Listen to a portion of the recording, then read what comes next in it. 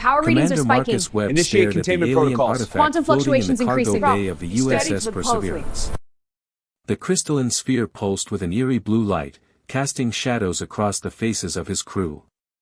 Dr. Emily Rodriguez knelt beside it, her scanner emitting soft chirps as it analyzed the object's composition. "This doesn't make sense," Emily whispered, her voice trembling. "Marcus, the dating is impossible." "How impossible?" Marcus asked, stepping closer.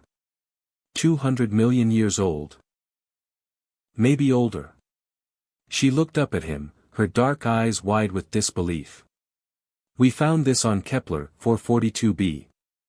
The Zaxarians only colonized that world 12,000 years ago. They claim they were the first."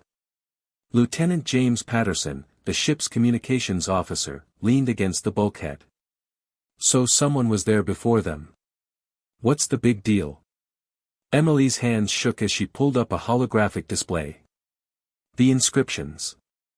They're not in any known alien language." She paused, her voice dropping to barely a whisper.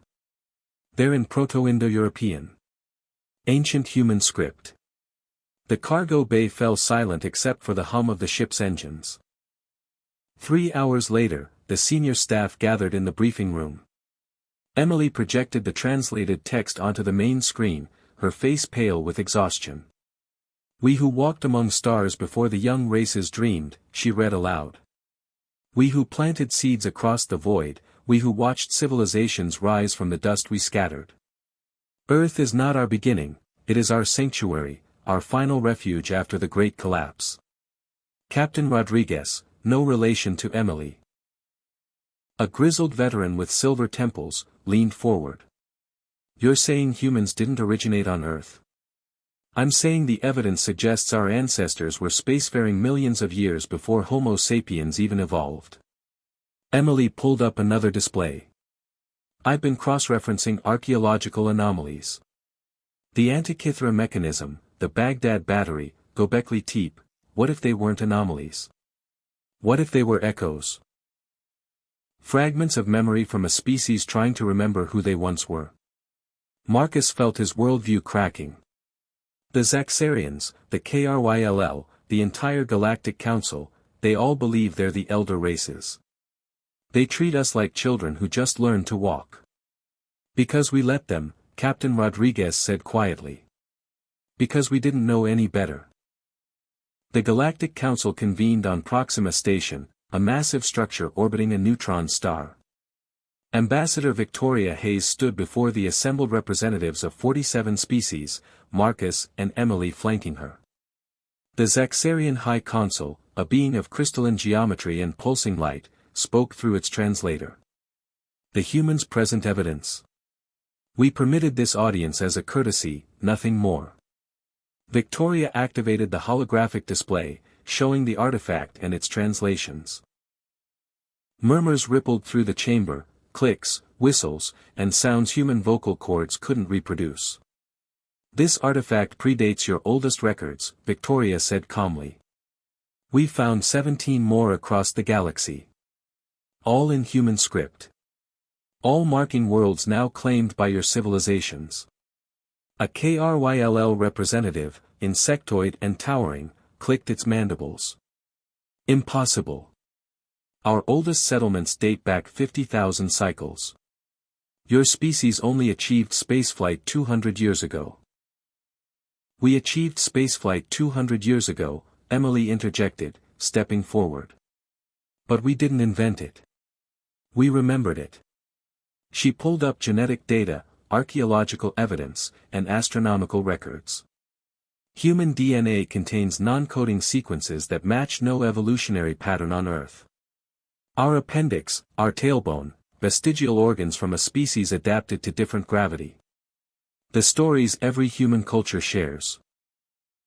Of gods from the sky, of golden ages before catastrophe, of cities that sank beneath waves. Myths, the Zaxarian dismissed. All species create such stories. Not like ours, Marcus said. Not with such consistency. Not with mathematical constants encoded in ancient monuments. Not with star charts that show constellations that haven't been visible from Earth for 200,000 years. The breakthrough came from an unexpected source. Dr. Nathan Pierce, working in a lab on the Moon, had been analyzing lunar regolith samples from the far side. He burst into the council chamber during recess, his face flushed with excitement. "We found it," he gasped. "The archive." It was hidden in the Aitken Basin, buried under 200 meters of regolith. The council reconvened to witness his presentation. The hologram showed a vast underground structure, its walls lined with crystalline data cores identical to the artifact. "It's a library," Nathan explained. "A complete record of human civilization spanning 12 million years. It shows us at our peak, a species that had seeded 400 worlds, that had mastered quantum manipulation and dimensional travel. We were the Galactic Council.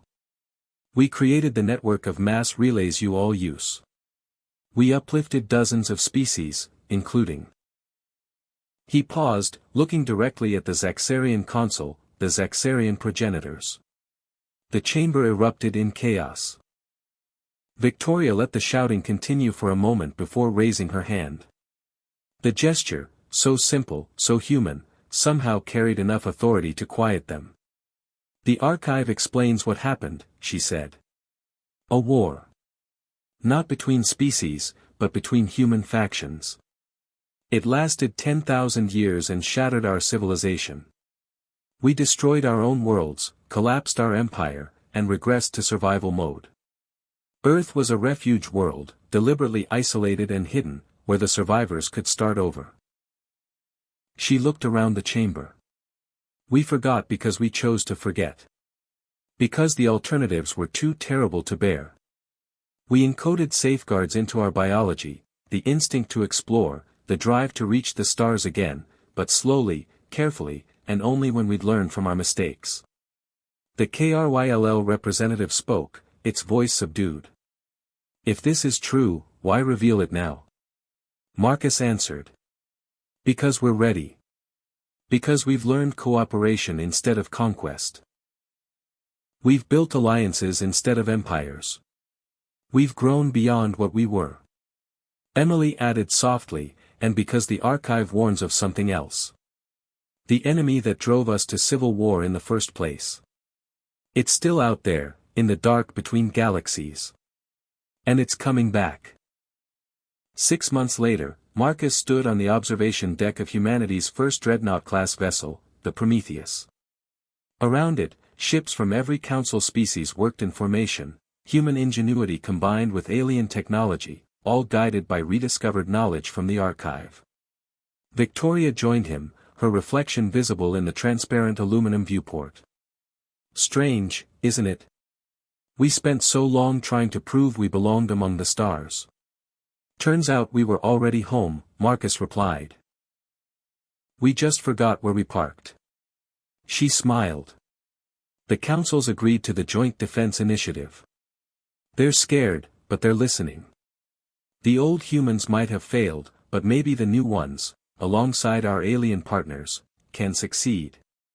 Marcus watched as the fleet jumped to hyperspace, heading for the outer rim to build the early warning network. Humanity hadn't just joined the galactic community. They'd reminded it that survival required unity, that the greatest threats came not from each other but from the dark unknown. Earth wasn't a newcomer. It was a second chance. And this time, humanity wouldn't face the darkness alone.